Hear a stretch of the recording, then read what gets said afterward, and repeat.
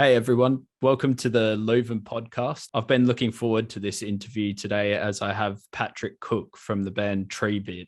How are you today, Patrick? Yeah, I'm good, Brody. How you doing today? Yeah, good, thank you. Yeah, So cool. Treebeard is a post-rock and post-metal band coming from Melbourne. Is that right? Yep. Yeah. Yeah, more or less. That's sort of the genre we ended up picking in the end, if we're going to call it something. Yeah. Yeah. I find it quite hard getting a genre for your band, especially when you're starting out. It's hard to pick what you want to label yourself as, I guess. Yeah, for sure. But it's close enough, and there's a lot of bands within that sort of genre definition that we all love. Yeah. So and there's a lot of commonalities in the sound, so it makes sense to just pick that and then try and be unique within that, I suppose. Yeah, for sure. So your debut album Nostalgia was released in 2021 and had some very positive feedback by the looks of it.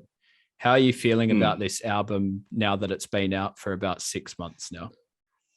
Yeah, no, it's done way better than I think any of us were really sort of anticipating.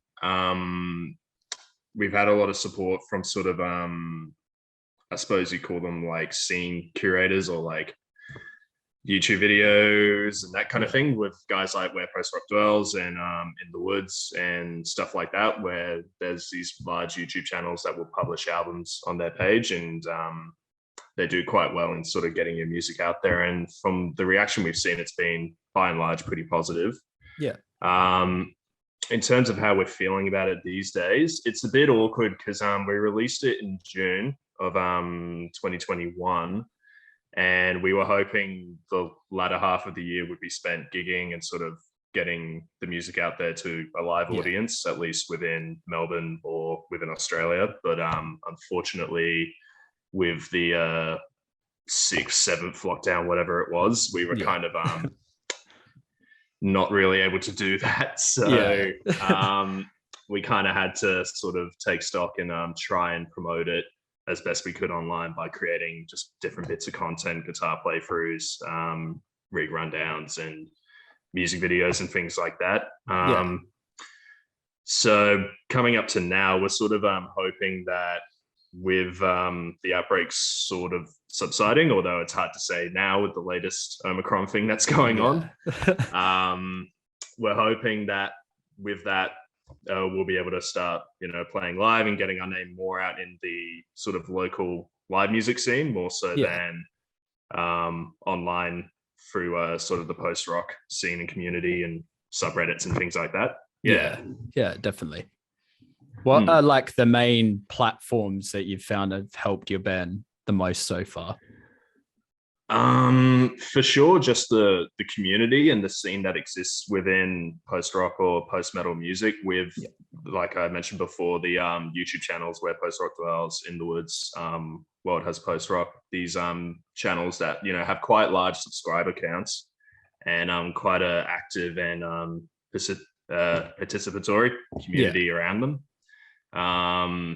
And through that, we've had some contact with other bands and also just, fans from all around the world. We've got, you look at our Spotify for artists like numbers and that kind of thing, we have like 4 times more listeners in the United States than we do in Australia. And then like the next 4 countries are like Germany, UK. Our number 1 city in the world is Istanbul in Turkey, which is interesting. So it's really cool. It's I'm not sure why it's prevalent with post-rock music. I'm thinking maybe it's because there's not as much emphasis on lyrics and therefore like speaking English or understanding English. To where like people from lots of different places in the world can really relate to it and get on board with it. Yeah, for sure. It's funny that you say that because of the lack of lyrics, that it's easier for people that don't speak English to sort of relate to the music. Because I found with Adjuster, when we released our music, we found the same thing, that a lot of people from places like Germany and Europe and stuff like that were listening to our music, even though we were only in Alice Springs and had never gone beyond Yeah, that. right. Yeah, for sure. I don't know. I think that's really cool. And it's not like, you have to understand the language of the music you're listening to enjoy it. Like I enjoy a lot of, different types of music from like Eastern Europe and Russia and that kind of thing. Like the old sort of Soviet wave post-punk stuff. It's very weird and gothic, but I love it. But I don't understand a goddamn word they're saying. But I think it's definitely sort of one of the things with post-rock is that sort of international draw, because it is such a transcendent genre, I suppose. Nice. So with most of the interviews, before we get into Treebeard and everything, I like to start at the beginning of your music journey. So what is a musical memory of yours that pops out to you? Your earliest one? Earliest. It's kind of hard to think, because it's always been not a big part, but at least a part of my life. Even when I was like very, very little. I don't come from a musical family per se, like neither of my parents played anything, but I suppose my earliest memory would be just being in the car with them, and they would play, the music of their generation, which was sort of late 60s throughout the 70s kind of stuff. I remember hearing Bohemian Rhapsody by Queen from a very young age in the car, and that obviously had a big impact on me then. And then I'd remember my parents are into a lot of sort of the Australian rock or pop music of that era, so like Cold Chisel, John Farnham, Dale Bradford. It's all very cheesy and like not really my thing now, although I do appreciate it to an extent. So I remember just sort of listening to a lot of different stuff in the car growing up as a kid. Nice. What was the first band that you went and saw live? The first like proper band would have been I saw Slash play when he was doing his solo thing with Miles Kennedy from the band Alter Bridge. It would have been after his first solo album, where he had a bunch of different guest singers like Ozzy Osbourne and M Shadows and all sorts of different people. It was a cool album, I thought. I quite like that album. But he had Miles Kennedy on for the touring part of that, and then I think he later became sort of the main singer in his sort of solo band, although I'm not sure what they're doing these days with the whole now Guns N' Roses are a thing again, but or at least with him in the band. But that was my first proper gig, and it blew my mind. I loved it. Nice. So what inspired you to start playing music, seeing as though that your parents don't play? And I suppose it would have been my older brother. He's 5 years older than me. He started playing guitar when he was about 16, 17. He was a big sort of Red Hot Chili Peppers fan at the time. Nice. So he was mainly sort of playing that kind of stuff, and he wanted someone to jam with, because we lived in fairly sort of remote area without many resources or other people to play music with, so he just wanted someone to jam with. So he started me off on bass for a little bit, and eventually got me onto the drums, because I didn't really like bass at first at that point in time. And then I just found out that I quite enjoyed drumming, and that's sort of where it started. And then as I just listened to more music, as someone who also played music, I just got more and more passionate and into it, and sort of became my main thing, I suppose. Nice. So Treebeard began around 2018, is that correct? Sort of late 2017, early 2018, I'd say. And I saw that you released an EP in 2018 at some point, which ended up having a few of those songs on the album. What were you doing musically before you were in Treebeard? I was playing bass mainly in a few different bands around Melbourne. I moved to Melbourne in 2014 for uni mainly. And while I was here, music capital of Australia, whatever. So I thought I might as well try and get in a band for a change. And I was playing bass in a band called the Deadlips, which were sort of sort of like an alternative rock grunge sort of vibe. Cool. The former guitar player of that band is also in Treebeard now. He's the bass player. His name's Reese. Yeah, nice. So that's sort of how I got into that band, because I had met Reese and he invited me to audition when their former bass player left. Yeah. So I was doing that for probably a year at that point. And then I think I just got a bit fatigued from being in other people's bands with sort of pre-established sounds by that point. I wanted to sort of try my own thing and see where it went. Yeah. And that's sort of what birthed Treebeard. Yeah. Yeah, nice. So now to the album from Treebeard, Nostalgia. From the beginning of it, there's someone having a speech about human beings, specifically intelligent ones, having to realize that everything has a beginning and an end to it. And it continues to say that the earth is not coming to an end, but going to be refurbished and the chance to become a garden for other human beings. I found that it was quite an interesting concept, and especially to open an album like that is a quite powerful statement, I think, personally.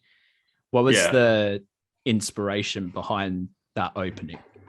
You know, intelligent human beings should realize that everything has their cycle.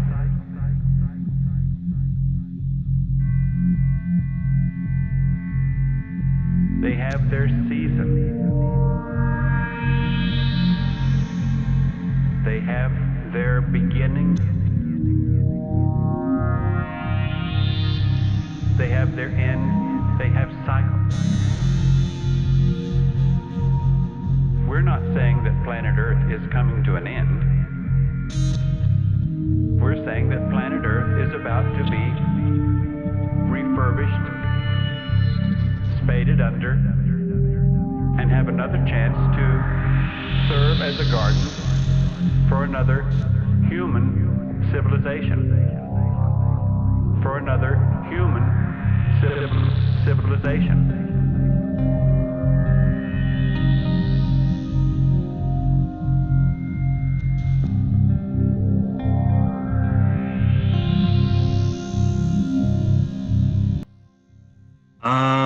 So I suppose it gets into the concept of the album and sort of the narrative that I wanted to convey. I'm not someone who normally would explain every sort of facet of a concept or meaning behind a song, but still it's good to sort of provide that context, I suppose.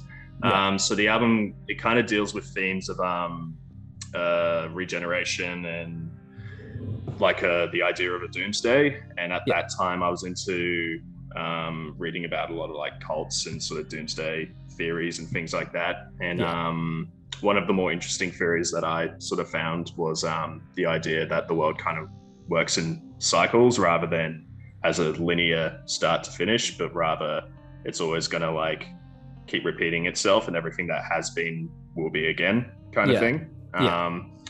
I'm not sure if it's like, you know, the scientific, you know, 100% accurate thing to believe, but I just think it's an interesting sort of idea to ponder in like a philosophical context. I suppose so. Starting the album off like that, I thought would introduce that concept, and then the way the album's sort of structured and set up, it's meant to have sort of like a flowing journey to it. That's why you've got like Nostalgia 1, which is smack bang in the middle of the album, and then Nostalgia 2 sort of towards the end. And the album sort of is meant to take you on this journey from like the birth of one of those cycles in the world to sort of the end, and then subsequently the next cycle. So that's why the album gets a bit sort of more heavier and darker towards the middle, because I want to convey that sort of apocalyptic moment, whatever it might be, nuclear bombs or pandemics or global warming or whatever. So that's sort of a bit about the concept, I suppose, and why that sample is used in the very first track there. I think that portrays really well throughout the music as well, especially when you're listening to it and then hearing that as well. You can tell that it has been set up like that, and I think the music does really well at giving that idea and having you vision that as well. Yeah, cool. That's good to know. That's good to hear someone sort of say that back. Yeah. So where did you find the sample for that, if you don't mind me asking? Yeah, sure. It's a bit morbid, but it's actually a sample taken from, there was a cult in, I think it was the late 90s called Heaven's Gate. Yeah. It's one of their sort of promotional recruitment videos. Oh, right. It was spoken by a guy called Marshall Applewhite. They were a cult sort of based in, I think, San Diego, California sort of area. Yeah.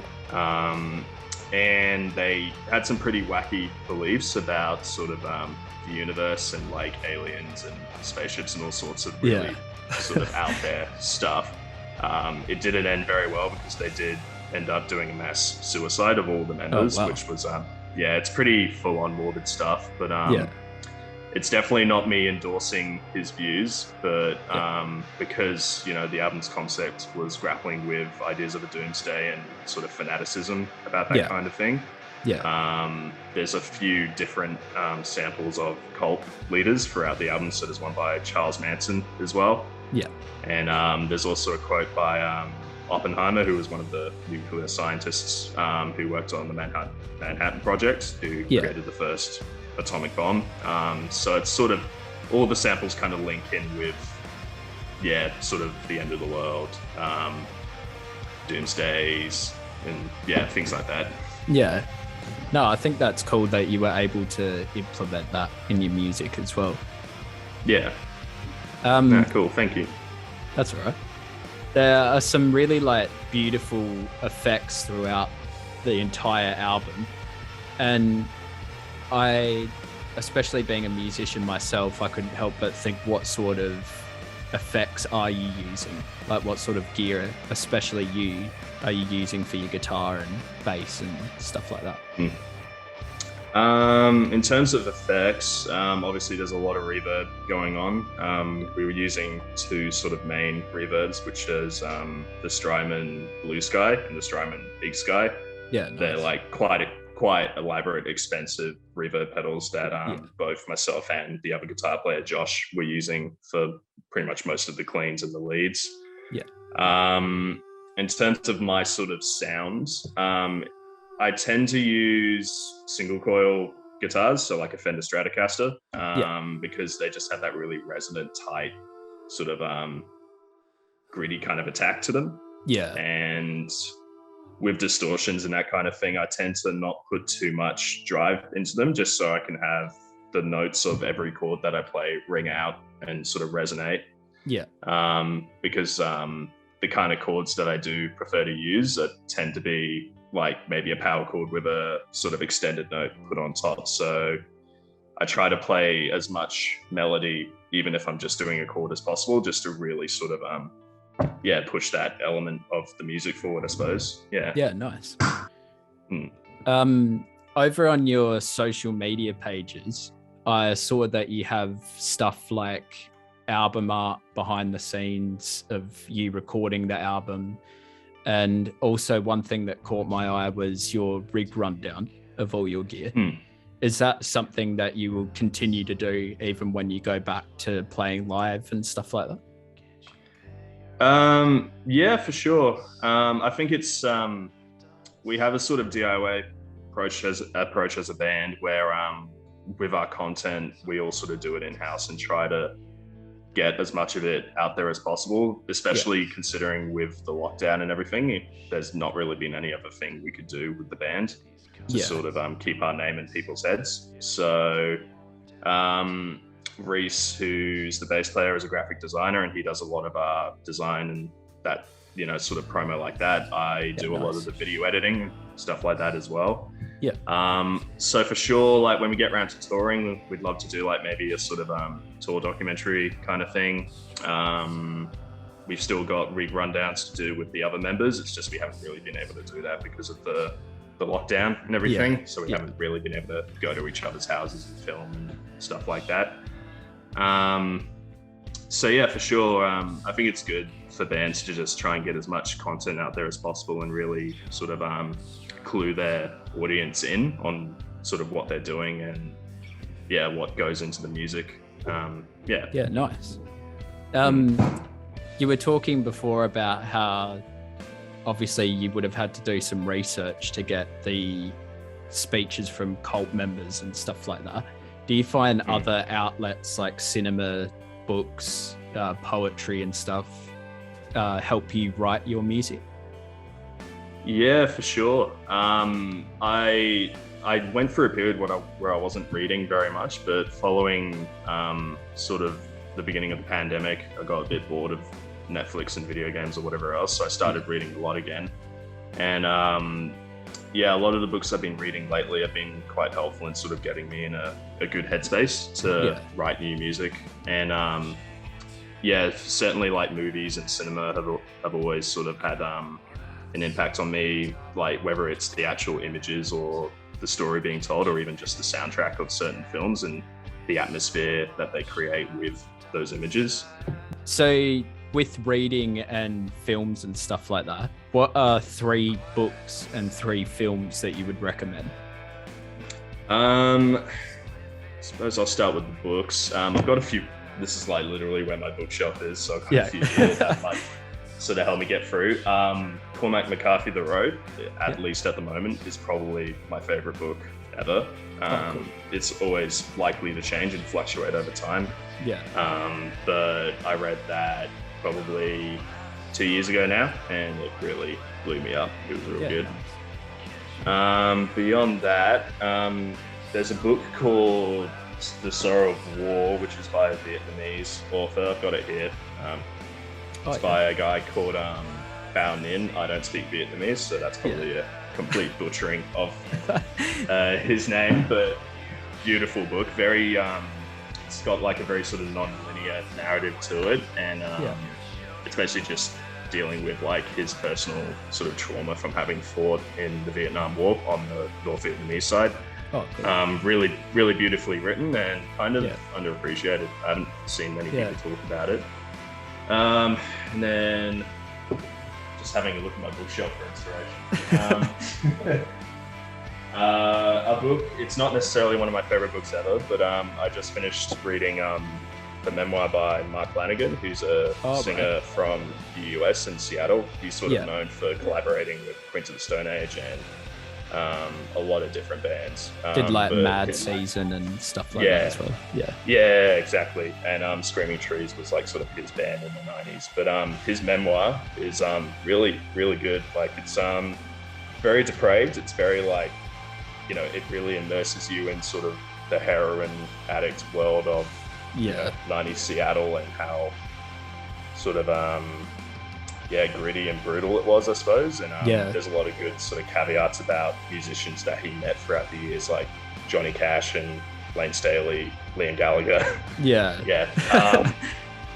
I'm not normally into like rock and roll memoirs or like autobiographies, but I found that one to be really, really good. I've always thought that he would be quite an interesting person to talk to. He seems very intelligent, especially when you're watching interviews with him, and as a songwriter as well, his lyrics are amazing. You can tell that he's lived 100 lives almost, and when you read the book, that's the sense you get.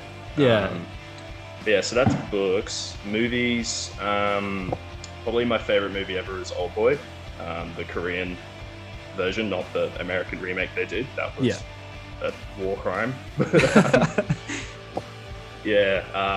That's directed by a guy called Park Chan-wook, and it's like a neo-noir sort of movie with like probably one of the best plot twists I've ever seen in my life towards the end of it. But really, really good movie, really well made.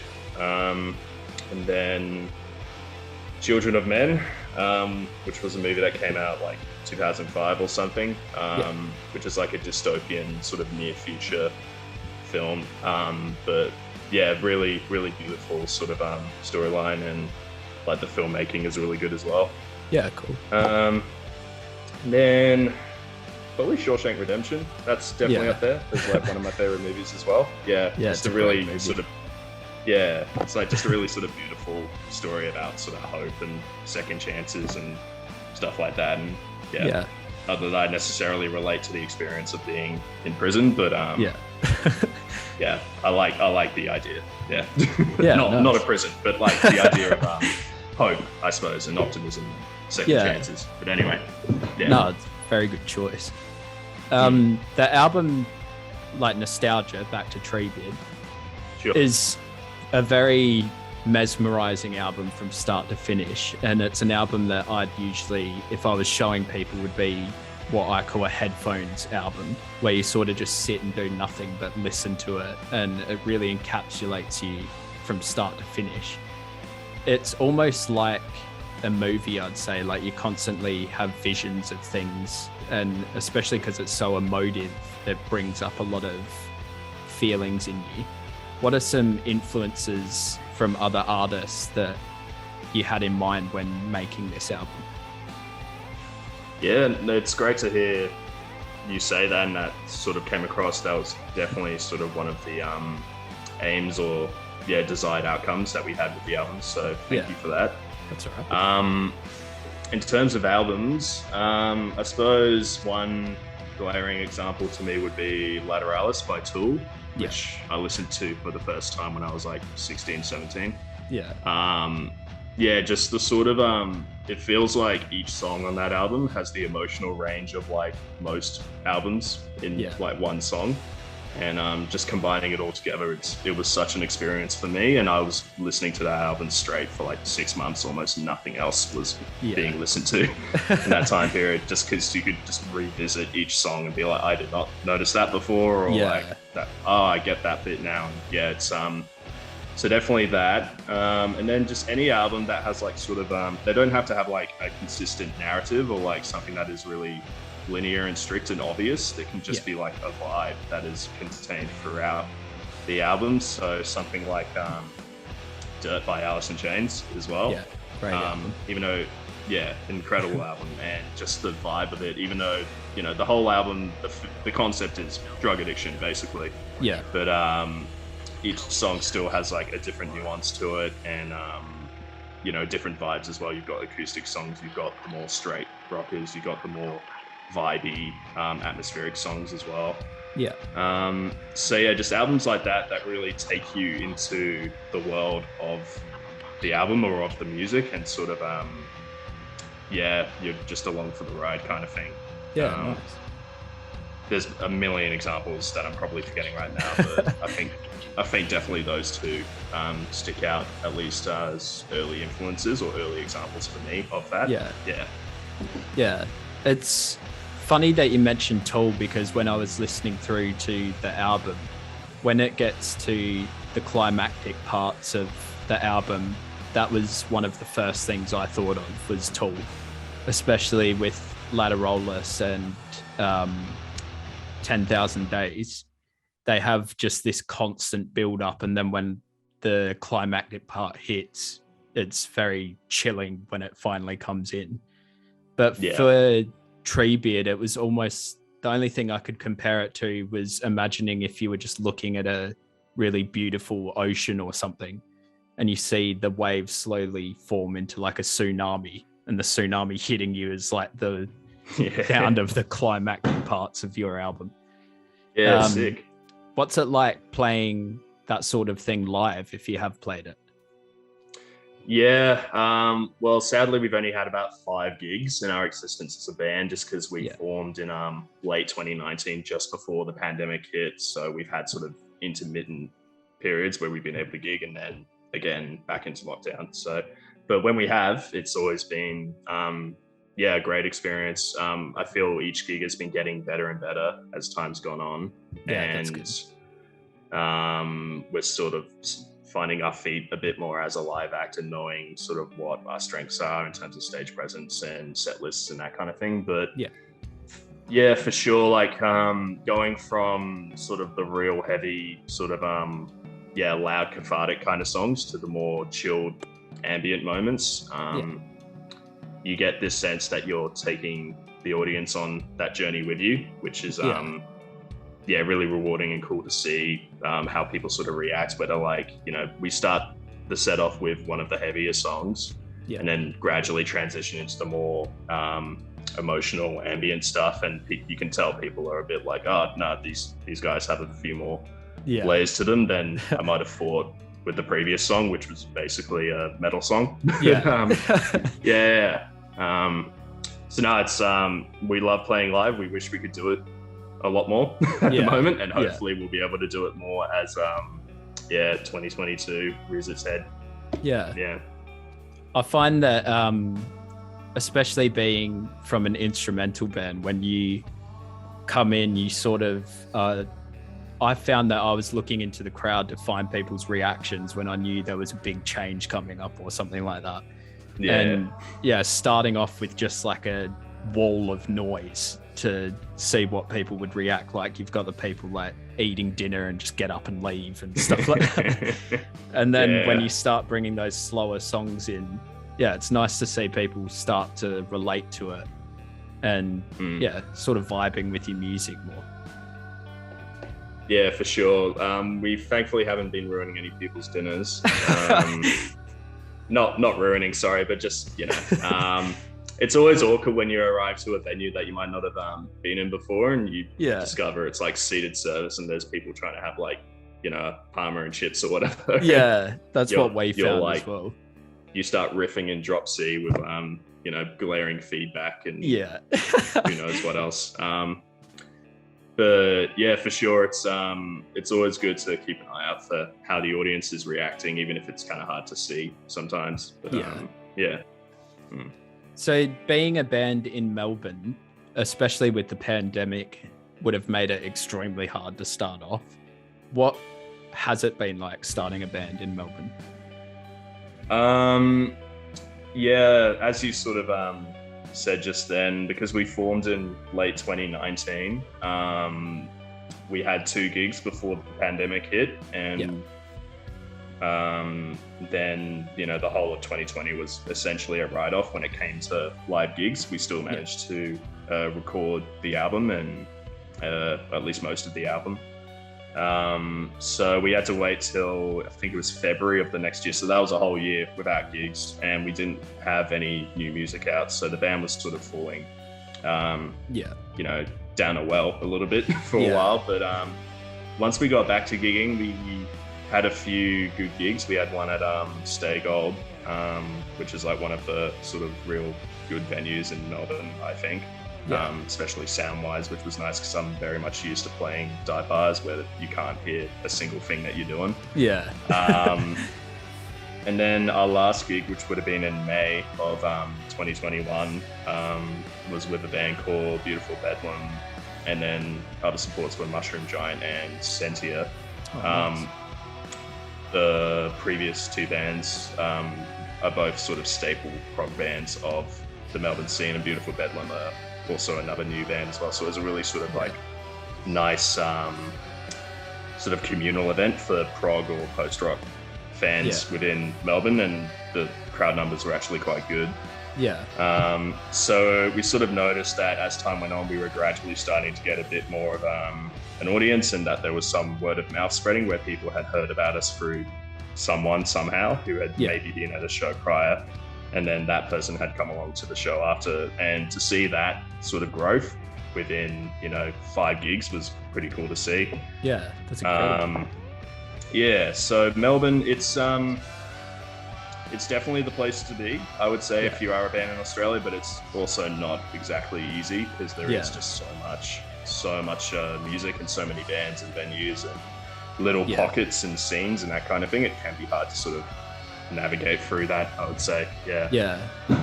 Being from Adelaide, I've spoken to a few people that have come from Melbourne, and they have like the same opinion as well, that it's a good place to be, but it's so crowded with musicians that it's sort of hard to break through in anything. But I find that especially a genre like post-rock, the fans of it are really accepting and are willing to look at any band that comes under the genre, really. Yeah, for sure. Because it's always, wherever you are, it's a niche genre for sure, but because of its nicheness, or however you say it in French. Because of its nicheness, the fans who are into it are really into it and are really sort of supportive and mindful of the need to support artists within that genre and, keep that sort of community sustained. So, there's a few post-rock bands within Melbourne that we were going to play a gig with one of them, but then sadly that got cancelled, and then we're hoping to do another gig with the other one soon. But I'm talking about there's a band called Bear the Mammoth who have been around for quite a while, I think like at least 10 years or something. They're one of the sort of staple Melbourne post-rock bands, but we've had communications with them, and they've been quite supportive in terms of offering us gigs and things like that. And then there's a newer band called Myriad Drone, who are also one of the bigger sort of post-rock bands within Melbourne, who, likewise, we've got some communication with, and we're hoping to be playing a gig with them some point this year, assuming gigs can happen. So, yeah, for sure, like prog or post-rock fans, they know that they're in this sort of niche environment, and that they need to support artists within it to kind of keep it going, because they're not going to be able to rely on sort of mainstream means of making money, or not that many bands can really achieve that anymore anyway, but so with Nostalgia, it has a lot of instrumental parts to it, and as well as the song Terror being a full instrumental itself. What are some instrumental bands that you take influence from, if any? For sure, there'd be heaps. In terms of instrumental bands within sort of the post-rock sphere, which is by and large most post-rock bands, there'd be bands like If These Trees Could Talk, Mono. There's a band from Sydney called We Lost the Sea, who do have vocals in some of their music, mainly in their older albums, I think. But they have one album in particular called Departure Songs, which is entirely instrumental, which is like god tier stuff. It's really, really I'll good. have to check it out. For sure, man. Those are definitely some of the bands that come to mind. And then in terms of instrumental music outside of post-rock, a lot of like soundtracks and a lot of like movie, sort of stuff like that. I'm not really into sort of like jazz fusion or anything like that, where like it's more about the instrumental sort of virtuosity that's on display. I'm more into the vibes or atmosphere that can be created through instrumental music. But nice. Are there any genres that you like that are completely different to post-rock? Yeah, for sure. I grew up mainly as a metal kid, so I was into a lot of sort of death, thrash, blackened death, whatever. Bands like Gojira or Lamb of God, Machine Head, at least sort of around that time period. So a lot of sort of metal bands, and then there's also not even heavy music, just chill kind of acoustic singer-songwriter kind of music. Like nice. I had a very long period where I was listening to pretty much nothing but Damien Rice, because I was going for a breakup at the time, and that's like the most perfect breakup music you could ever have. And then lately been into a lot of Julian Baker as well, who's a singer-songwriter from the US, I think, but she's got very sort of beautiful confessional singer-songwriter kind of music, although it's still got a bit of a post-rock element because it's very ambient with a lot of like reverb, clean guitars and that kind of thing. So it's cool to kind of see how you can blend those two styles, I suppose. Any guilty pleasure sort of songs? Definitely growing up, I was into a lot of like new metal and alternative metal or whatever, and I still revisit a lot of that stuff. I don't think it's necessarily bad music, but it's definitely not like highbrow, critically acclaimed kind of stuff.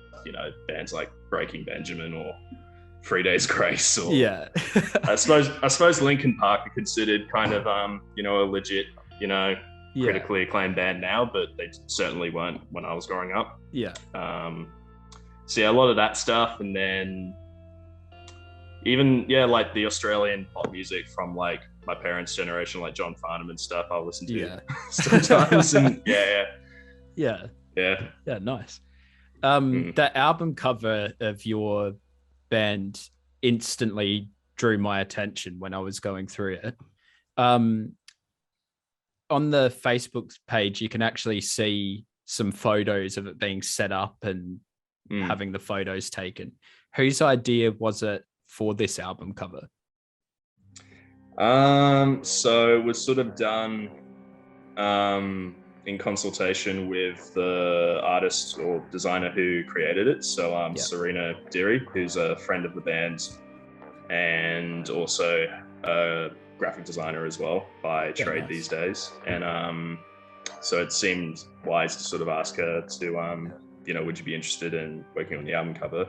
She also designed our logo and our merch, our t-shirt as well. So she's sort of already been introduced to the band and sort of knows what we're about and what kind of aesthetics we like.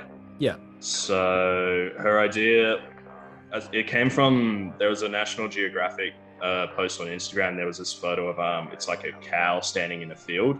It's not a very like extravagant or extreme image, but it's it just looked really cool, I thought. So I was like, what if we had that, but instead of a cow, it was like something sort of out of place, like it shouldn't be there, like jellyfish. Yeah. Is what it ended up being.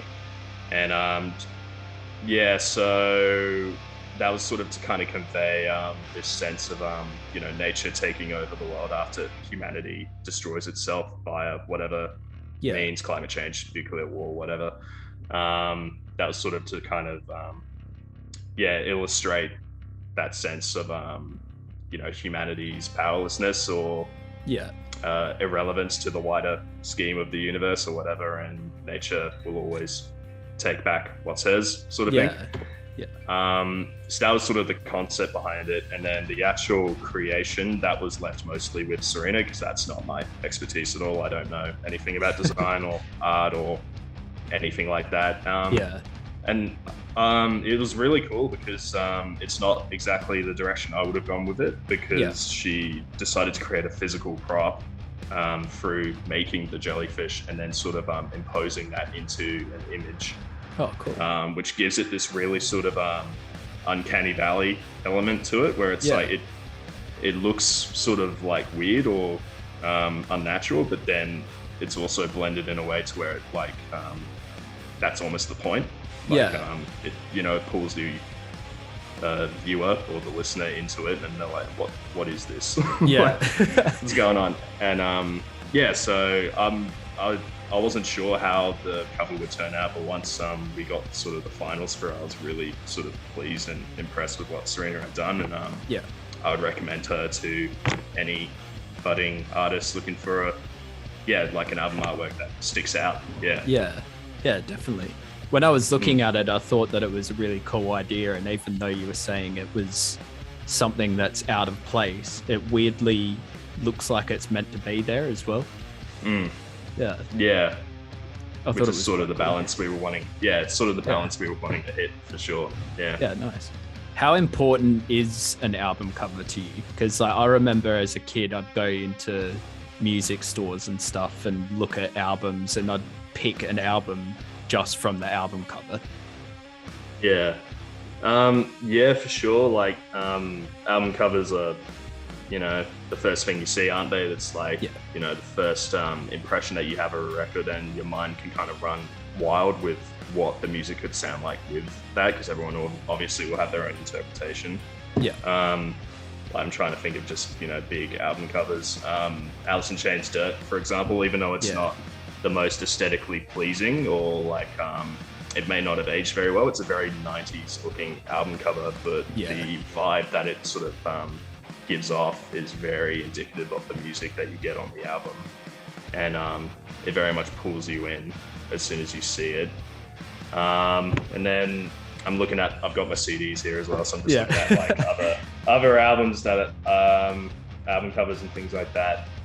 And then even if it's not like the most aesthetically pleasing sort of album cover, but like Nevermind, for example, where it's just like it's a photo of a naked baby in a swimming pool chasing a dollar. It's like you can interpret that however you will, but it's an image that definitely like sticks out if you're going through the CD shop or the vinyl shop or whatever, Yeah. Back when I was a kid, when I bought CDs. Yeah, for sure. And I think, it's become that iconic to this point where no one really thinks about it in that way anymore. But for sure, if you were like shopping for a CD in the 90s and that popped up, it would definitely catch your eye. Yeah. So yeah. And obviously, like, bad album art is bad album art. Yeah. Or like generic album art as well. Photo of like the singer's face or something like that. Anything where it's just like a band photo or something, I find like underwhelming. Like, an example I would use would be Linkin Park with their first two albums, both really cool album covers, very iconic and very sort of distinct looks and that kind of thing. But then when you get to Minutes to Midnight, which was their third album, it's just a band photo of like a silhouette in white and black, and it's like, really? I don't know. I don't want to like bag on Linkin Park too much because they, are one of the bands that made me get into music. But if I was to think about it critically with album art, that definitely sticks out as like, why didn't you do something cool like the last two kind of thing? Yeah. So what does the future look like for Treebeard at the moment?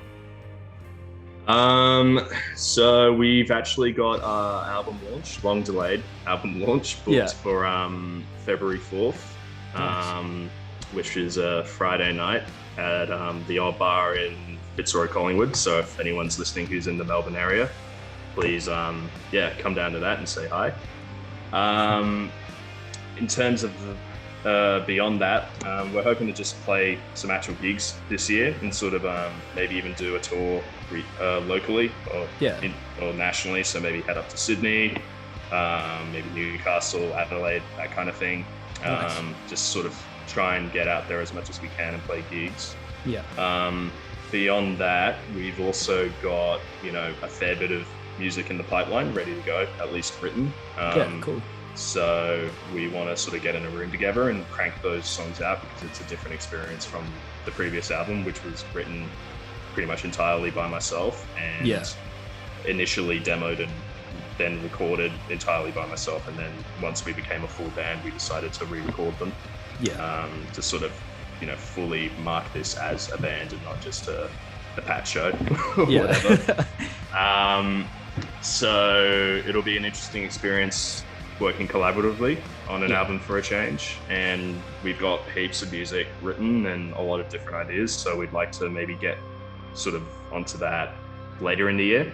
Nice. And maybe hopefully a release mid next year, who knows, or early next year, who knows. All kind of depends on COVID-19. The last question that I have for you is one that I've been asking everyone.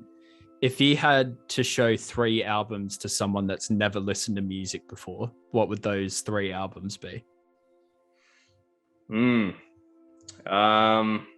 Okay. I would say We Lost the Sea Departure Songs is definitely up there. That's an album I sort of talked about a little bit before.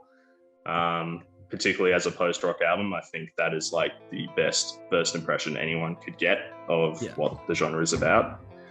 Beyond that, The Downward Spiral by 9 Inch Nails is a huge album for me. It's very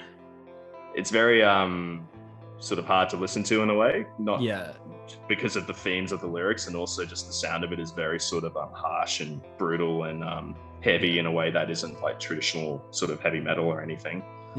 So that's definitely up there. It's so hard because there's just that many that swim around in your head.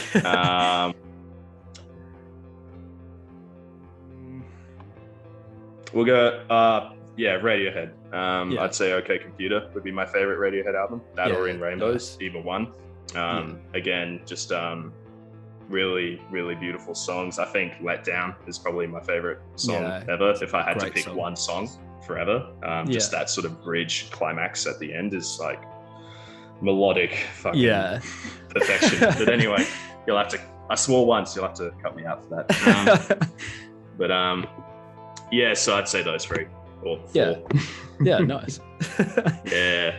Well, I'd like to thank you for coming on and talking about Treebeard and all your other influences and stuff. And I really hope that I can see Treebeard if you come down to Adelaide or if I'm around about near you. As always, there will be links to Treebeard in the description and a playlist for all of Pat's music that he's referenced and some influences. And obviously Treebeard will be in there as well. If you enjoyed the music, please support Pat and Treebeard by going on to Bandcamp and buying the album, as it can always help in any way. And yeah, I look forward to speaking to you again sometime, Pat. Yeah, no, thank you so much, Brody, for having me on. And thanks to everyone who's listening as well. And yeah, for sure, we'd love to get over to Adelaide and play a gig, and you're on the door if or when we do. Yeah. All right. Sweet. Have a good rest of your day, mate. You too. Thanks, Brody. It's all good.